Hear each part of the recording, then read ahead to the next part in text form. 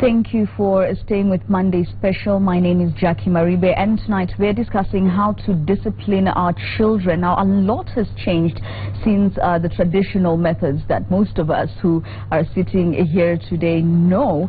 In modern day parenting, how we discipline our children talks of a very different style and method, and I have a very interesting panel ready to discuss this tonight. Of course, you can join us on 22422 or on @Citizen TV Kenya on Twitter. The hashtag is Monday Special KE. As I said, we have a very lovely panel tonight. I'll start with you, Lillian, and let you introduce yourself. Okay, I'm Lillian Otieno. I'm a clinical psychologist at Aga Khan University Hospital. All right. My name is Benson Xavier. I'm a pastor at Mavuno Church in charge of marriage and parenting. All right. Thank you. We have Lily. And I'm Lily Mugane. I am a parent, a mother of 3, and I also facilitate Leah parenting classes in Mavuno. All right. Wonderful. And finally, we have Ernest. I'm Ernest Ching, current student at University of Nairobi, and I'm bringing up the aspect from the other side. Parents, now the other side. All right, wonderful. Again, your feedback already coming in fast.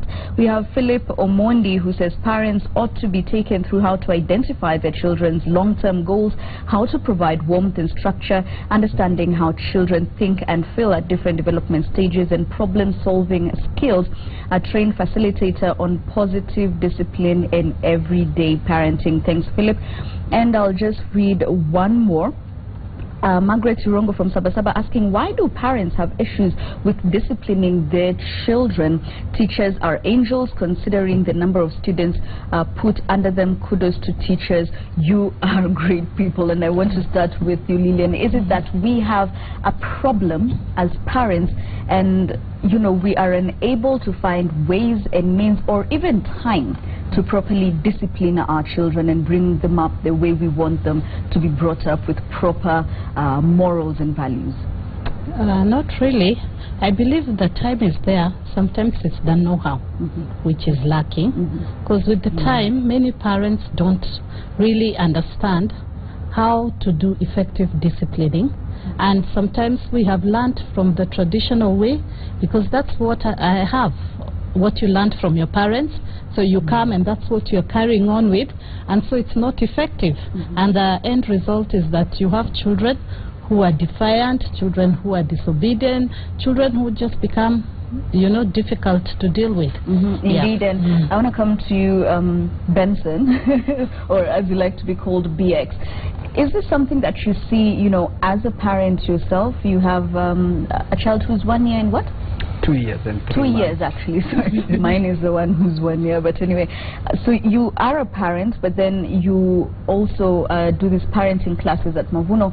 How then do you strike a balance for these other parents who have very different ways of disciplining their children? Lily, for instance, might want to, as we used to call it, spank, you know, the child, use a belt or whatever, and I would maybe want my child to take some time out. How then do you balance this in the experiences of the classes that you give? What is critical for parents when it comes to discipline is that you need to train before you discipline. So if the child doesn't know that something is wrong, then they will continue doing it. So people shouldn't punish or discipline out of the blues. You must first of all train, and when this child is not obeying the training, then you bring in the element of discipline. Let's talk about what we mean when we're defining discipline and what we mean when we're defining training, because discipline most of the time, in, you know, even the definitions that we have, is that it is trying to correct the child for their mistakes so that they will not repeat those mistakes again. So when you talk as well about training, kindly just let us know what you mean that's so different from disciplining them. Okay, so when I say training, I mean that you teach the child. So for example, you don't want the child to be poking their fingers in the socket. So you have to tell the child first that this is bad behavior, this is a no-no, as they like to say it. Then now when you bring in the aspect of consequences for not obeying that instruction, then now you that will be now what you are calling discipline. But I prefer a more holistic definition where we are training, where that means combining the teaching and the punishment so that the child understands why they are being punished. I think what he's trying to say is like we need to create the rules. So you don't just discipline because you want to discipline. You get the child on top of the table and you beat him up. He needs to have been told you don't stand on that table. It is dangerous for you. You don't just come, you know, when you are growing up you'll come and you'll be beaten from nowhere. You're wondering, so what have I done wrong? So the rules need to be set and then you take over. If the rule has been broken, then you discipline the child, so it's taking up consequences. All right. Yeah. Ernest, you're 19. Your experience is probably different from all of us who are sitting on this panel, probably. But you know, what was your experience like growing up? How then would you define the discipline that was in your household? In my house, in our household, I'd say that discipline was the old African way of discipline. That is, there was a particular set of, let's say, sticks or canes that was kept aside for when you misbehaved, and I found that discipline has influenced a lot about who I've become at the moment, because if I had gone through other means, I would not be the same as I am today, because everyone is a product of the experiences and what they've done before. So the kind of discipline that I grew up around was the discipline where sometimes it may have, I was a child, so I'm completely biased, but sometimes it may have been beat fast, ask questions later, or tell us later, like tell the rules and all that. But most of the time it was, you were told something once, you refuse to do it, or you do it and you're not supposed to do it, and then the discipline now comes in after the training. Yes. I want to get it from all of you. Has technology changed how then we discipline our children? Do they listen to us, like Ernest is saying? Because you will tell or train, as you say, your child once, twice. There will still be some errant behavior there. They will still be difficult as much as you try to train them. How has technology impacted how our children are and our methods of discipline right now? Lily? You know something, one thing that makes disciplining a bit of a challenge, it's because sometimes children are being disciplined without understanding why they're being disciplined. For instance, with this kind of technology, maybe your child is busy on the phone. As parents, we don't sometimes give clear instructions. Parents have this way of saying, I told you do this, or something, you see.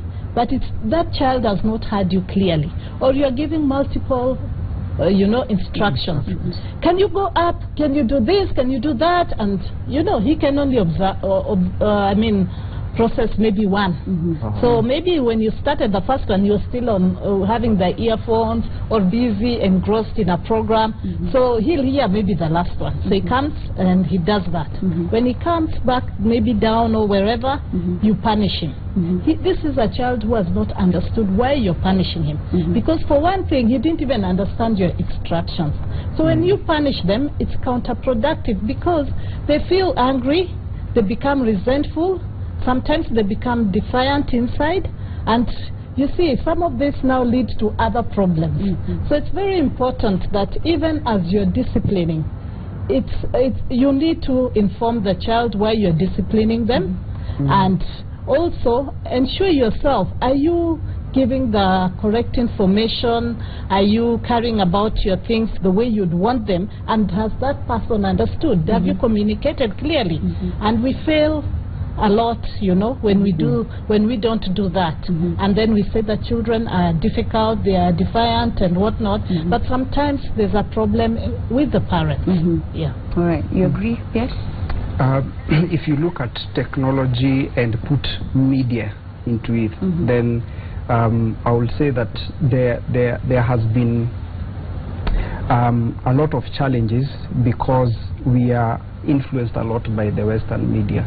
So there are people who will prefer certain styles of training their children because of what they have watched in the media. And also the kids, from the content they are receiving, it affects their behavior. And so you'll find that parents are having to deal with more issues that other parents in previous generations didn't have to deal with. So I'll say that in that sense, technology is impacting parenting today.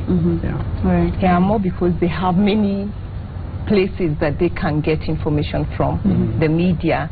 So they can watch TV and movies and they see the way those kids are being parented. So they take that as, you know, the Bible. So we have to come in as parents and set the rules. This is the government in my house.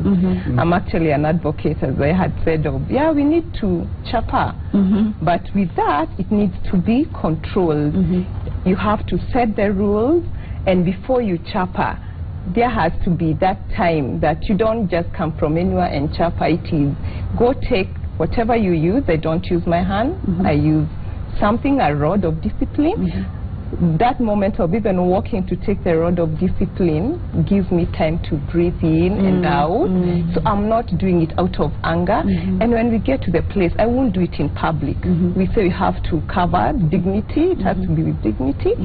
So you go to a private place and you discipline, and before you do it, actually you explain, you did this, you remember Mama said this is wrong. So how many chapas are that supposed to be? Are they supposed to be? She'll say 2 or 3, and you're like, okay. And we administer, and after that we hug, because it's supposed to be now with love. Is that where I remember I remember we used to be told in our day that it's not you that, you know, I'm punishing, like beating when I'm taking the belt of the board. It is the mistake. Actually, my daughter says that it's the mistake that's being removed. Have I chapped my princess? No, it's the mistake that's being removed, because I actually feel bad doing it. But I know if I don't do this, in a project you 15 years from now, 20 years from now, you'll be disciplined at work or on the street. So I'm doing it to save you. All right, indeed. And we have patients watching from Huruma who is saying parents are busy looking for that extra shilling and therefore do not have enough time for their children. And Jeremiah from Ongata Rungai is saying teachers should be given the go-ahead to discipline children appropriately whenever they err. Otherwise, if we leave, then we'll be bringing up a generation which cannot fit in society. What are your thoughts? Share with us on 22422. On Twitter, remember it's at Citizen TV Kenya or at Jackie Maribe, that's JACQUE. The hashtag is Monday Special. We'll take a short break. We'll be back after these messages.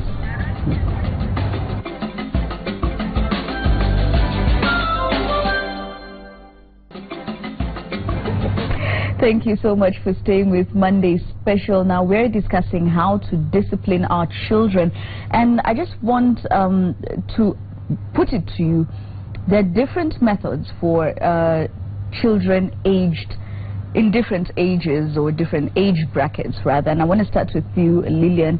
What method suits what age? Because when we're talking about, you know, children who are under the age of 1 or 2, that will not be the same system you will use for what we call the terrible twos or someone who is 9 years old. So what works for what age? Okay.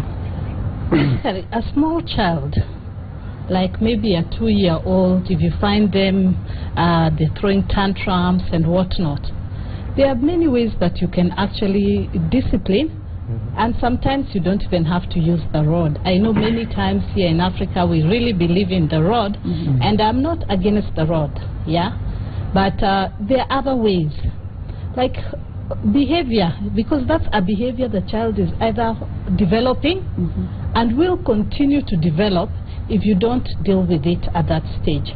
So at this stage we have what we can say we call positive reinforcement. If I see my child does something that they're doing well, which can be rewarding, I will also reward them. I can reward them socially by just giving them a hug, and that's good. You sat down, you know, you ate your food all. Now maybe I can reward them by giving them a sweet or something. Yeah. But if I see they're doing a habit that I don't like, I can reinforce that habit negatively by making sure that they stop the habit.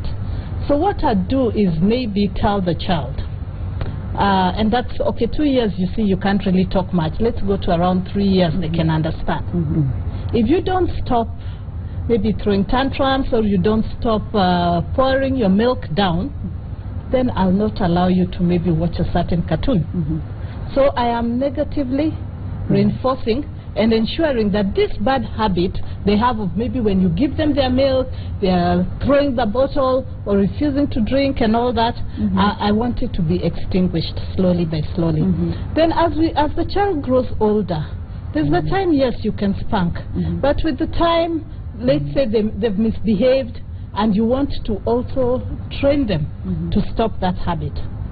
Some of the things you can do is ignore. You know, like if the children are maybe jumping, they are making noise, if you ignore that behavior, there's some children it will be extinguished. But when you keep on shouting, hey, don't jump there, don't do what not, they find, oh, this is the way I can get attention from my parents. Remember, sometimes we are always talking about the children so much, but we are not going back to the parents. Yeah, it's the parents sometimes who cause these behaviors unknowingly. Yeah, by the way you react towards your children, or you're not available for them, you're not there emotionally, so the child wants your attention. So they find, if I try to talk to mom or to dad, they don't have time for me. What if I jump from up there? Definitely they'll pay attention. So you see, the more you keep on making noise, you're reinforcing, and the child is learning, okay, I can only get attention if I do this kind of things. So now you want to discipline and to beat, but have you checked what is it, how are you contributing to some of these behaviors? Yeah. Let's talk about now when they're going to around the age of 6. How do you deal with a child who is at 6 years old? Actually, if you've dealt with a child from the age of, I would say 9 months, where you can tell a child stop, and they look at you because of the tone, or you just strike a bit and they can't react. If you dealt with a problem from the age of 9 months to around 5, 6 years, disciplining actually starts going down, because you have created a foundation. The kid is creating a good foundation with the child when they are still young. There's this relationship that they don't want to ruin. So they see, if I do something wrong, I hurt my mom, I hurt my dad. But at the same time, it has to come from what Lillian is saying. Am I there to create that relationship? The time, the quality time that I have given my children. But at that age, 6, yes, you will spank. You will withdraw privileges. There's no going to the supermarket with you. You're not going to visit your cousins. You will not watch your cartoon. But I still campaign for CHALPA, even at the age of 6, but at that point it has dropped. Let's fast forward now to teenagers, and you know, I don't want to look at you, Ernest, and ask, how then has you know, you said the traditional way of parenting or disciplining, you said it worked for you, but now as you look at your friends and your fellow teenagers, and this is a point of self-awareness, and so you tend to be difficult as well. What have you seen work for your friends or your peers? For teenagers, I'd say that with teenagers, it's mostly telling them or trying to speak with them, to relate with them on sort of like an equal level. Because when you're dealing with children, you're the authority, and you tell them that this is wrong, and they just believe that this is wrong, and they continue with what they're doing. But to a teenager, you can't just tell a teenager that doing this is wrong. They'll obviously ask why. So when it comes to disciplining teenagers, first of all, you should try and think and try and look at it. How am I going to discipline this son or daughter of mine in a way that they're going to understand why the mistake is wrong? And usually you try and tell them or explain to them the consequences of what they've done. Because if you just tell them that going to, or for example, taking drugs, if you tell them taking drugs will get you to this kind of scenario and you don't want this, now they'll understand, oh, if I do this, this will happen. But if you just tell them that taking drugs is wrong, I'll be like, okay, so it's wrong to dad and mom. I'm still going to do it because I'm a teenager. I want to rebel. I have that, let's say, that instinct in me to always, I know I'm right, so I'll do whatever it is that I want. But if you tell them so that they can understand, so that they can understand completely why it is that they're not supposed to do what they do, then it becomes a much more effective way when you're dealing with the older generation. All right, and how then do we bring in the factor that, you know, we always have a scenario where we have a good cop and a bad cop. So how do parents work together to make sure that this message is put across to the children? Because in most families, more often than not, you will find that maybe the mother is the nice one who will tell you, stop, don't do that. You know, when daddy comes home, you will see fire. And then you have the father now who is the authoritative voice, the disciplinarian in the house. How do these two roles from parents, good cop, bad cop, therefore help or not help in some instances? I believe, sorry. You can go first. Okay, I believe you have to work as a front. You have to be, as a team, you have to show one front to the children. Otherwise, they'll know how to manipulate that. They'll know, oh, mom is the easy one. If, say, for example, mom has disciplined and dad is told, he has to, however much he might not support, he has to show support in front of the children, and then when later he can try and understand why did this happen. You have to work as a team, otherwise the children will take advantage of that. Yeah. How does this affect, you know, those of us who, are, I will, again, every time during this show, I'm tempted to reveal our ages, but I will not. So for those of us who remember that, you know, your father figure or your father was the one who would instill that, I don't want to call it fear, but there was such an authority when it came to disciplining. And I remember I was having a conversation with some of my friends the other day, and they said they still remember how their fathers would discipline them, and it has sort of created a relationship where even now it's difficult to really be friends because you have a certain level of understanding of who your father is or should be in your life. In modern day parenting, some parents want to be friends to their children. Does that affect then that authority that we should have when we're raising our kids and disciplining them? My thought is that there is nothing wrong with seeking a friendship between you and your child, and that is what as you've heard, creating a relationship. But the child should always remember that you are a parent, then a friend. Yeah. So maintaining that authority is critical, and that is why when you are training the child, you need to have consequences for misbehavior. You see, every parent, I believe, has authority points, and when you tell your child something and they don't do it, then you repeat it. They don't do it, then you repeat it, they don't, you are losing authority points. So each time you are telling your child something and nothing, they don't obey, and you keep repeating, you are losing authority points. So as a parent, you need to step in and say, whatever you have done, there are consequences, even if you don't chapa, but let the child know that, you know, there are consequences to what they have done. So whether you are a dad or a mom, make sure you're not losing your authority points. Yeah. All right. Is there any way that, you know, is more effective than the other? Because again, as you said, in modern day Kenya, we still have parents who would tell their children, go sit in a corner, you have timeout. And you know, timeout cannot be in your room because children nowadays have PlayStation and, you know, their computers. So timeout, go sit in your little corner, in your little chair, and think about, you know, the mistake you have done. When you're done, come back, let's talk about it. And there are those parents like Charles Nje here from Roy, Nairobi, who says, I'm a product of the old African way of discipline. Punishment came before training. You will be beaten for what's wrong you did before someone warned that it was wrong to do so. And today's children do not want to be children. Defiance is achievement to them. Is there really one formula fits all? No, I'd not say that. And actually, even as we're looking at the whole picture, the truth is that here we are talking about those children who are maybe privileged to have Christian parents or whatever, children who are being brought up in that conventional, proper way. But the truth is that there are children out there who are just growing. Yeah? And these are the children who are, like, we can say they are in control in the house, because when your child is the one who's dictating what is happening in the house, and being a psychologist, I'm brought a lot of these children. That's why I can actually talk about them. Yeah, they are out there. They are there in our homes.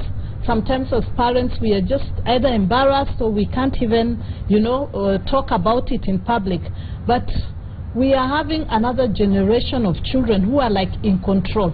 And we can say they're out of control also, because you can't control them.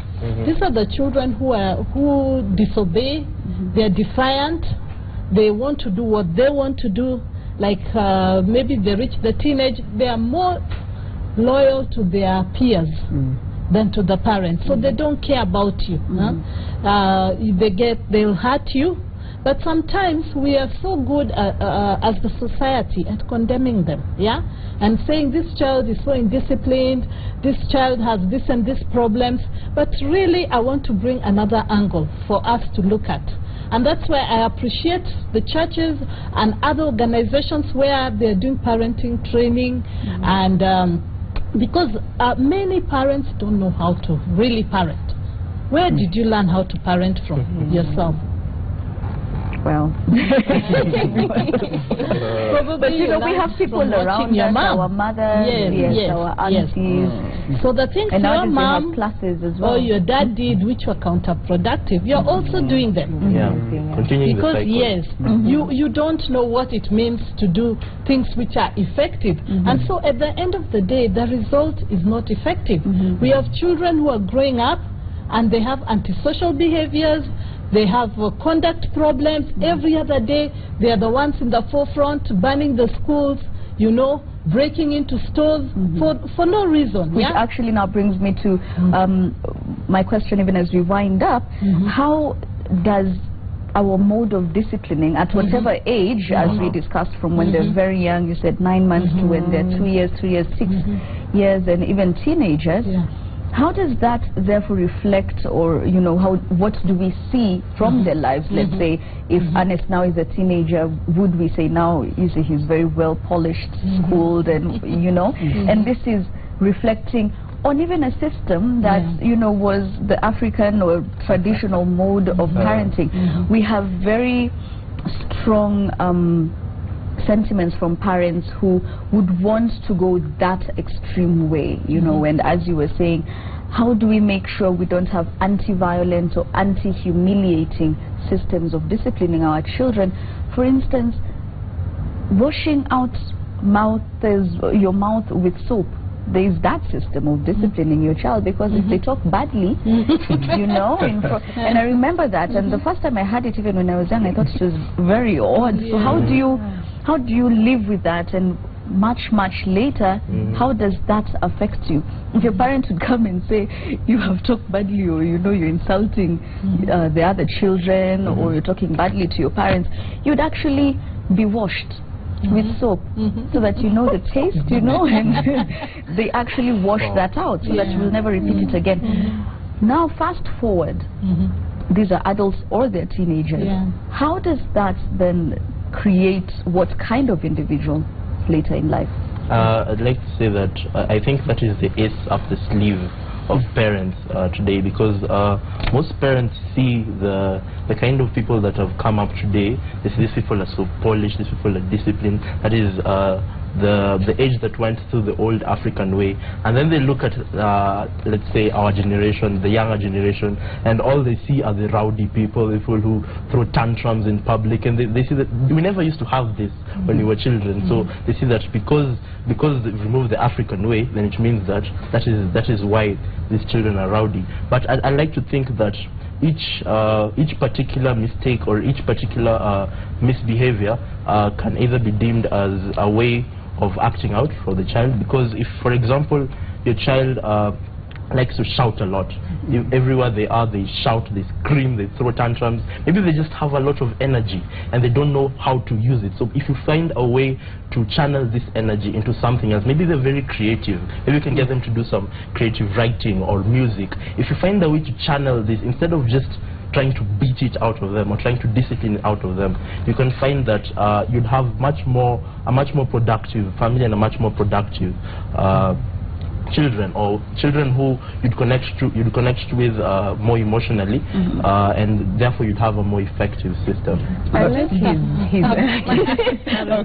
a provoking thought. Very many times we like saying, okay, because our parents were beaten, or because I was beaten, I'm a better person in society. Yeah? But is that really true? I may just be camouflaging some of my behaviors and other things because I dress well, or I'm obedient, I go to work at 8 and I work till 5. Doesn't mean that there are not issues. There are no issues in my life that came from maybe the way I was parented. Yeah? So as much as, yes, we want to say that there was some success those days, but people normally just get into this on trial and error basis.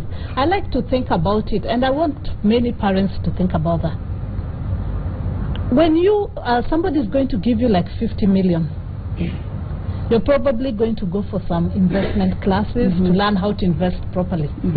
But when you're going to get children, you don't bother even to learn. How are you going to bring up these children? And the same thing happens in marriages.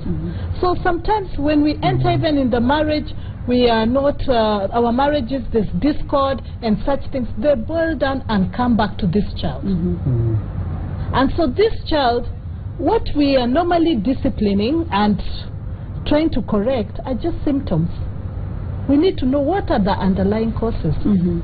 What is causing this child who does not obey all the time, and as much as you're beating them and whatever, it is counterproductive. You need to go back to the roots. Because sometimes parents are nowadays not even available. We are not there.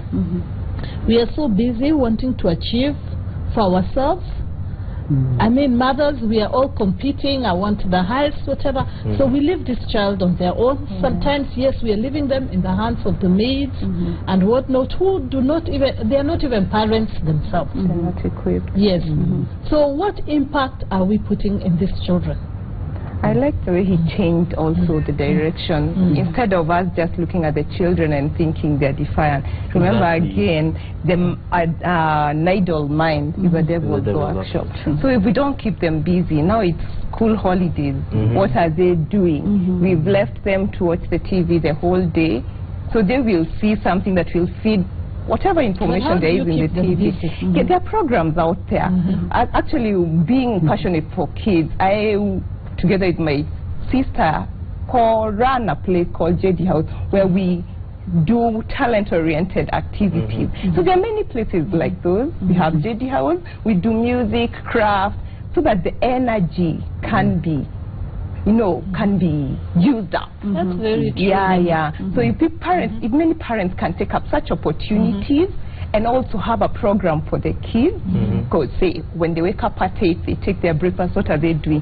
Tell them this time, read a book, after that go out and play, after that. If you have a program for your kids, they will have very little time for indiscipline, for idle mind. That's well said and done. But the truth is, those systems are being abused currently. We have many schools now, they have holiday trips that they take children. Do you know there are parents who send their children in all those trips every holiday? Why? Because they don't have time. So do you think this is productive for the child? This is a child who doesn't get the parental attention. They are not having, there's a disconnect emotionally. And then later, when these children develop antisocial habits out there, we want to say, okay, they were not disciplined and everything. But the truth is, they were not parented. Do we have a situation where now we're dealing with parents or society where we are so engrossed, or I don't know whether to call it greed, the search for money, because now it's all about the money and the hustle and everything, that even now, which is a critical time because your children are at home for the school holidays, we don't have that time to spend with them. And as you're saying, we don't have time maybe to now send them over to places like that or for trips. Are we dealing with a society where now it is all about the money and not the children that we brought into this world? True, I really would concur with that. Look at even the fact that we are even taking children to boarding schools in nursery. Meaning we don't want to parent.